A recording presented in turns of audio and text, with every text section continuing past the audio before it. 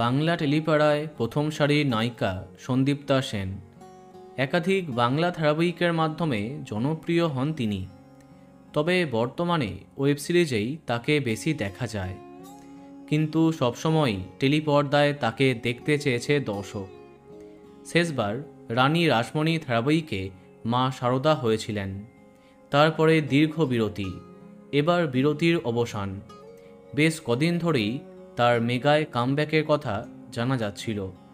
অবশেষে শোনা যাচ্ছে সন্দীপ্তা সেনকে ফেরাচ্ছে এসভিএফ।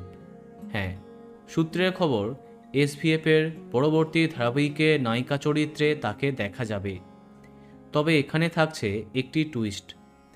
বাংলা নয়, হিন্দি চ্যানেল স্টার প্লাসে আসছে সন্দীপ্তার এই আপকামিং ধারাবাহিকটি। শোনা যাচ্ছে তার নায়ক হতে যাচ্ছেন জনপ্রিয় অভিনেতা অহম শর্মা, অর্থাৎ মহাভারতের কর্ণ। হ্যাঁ, অবাক হলেও সত্যি।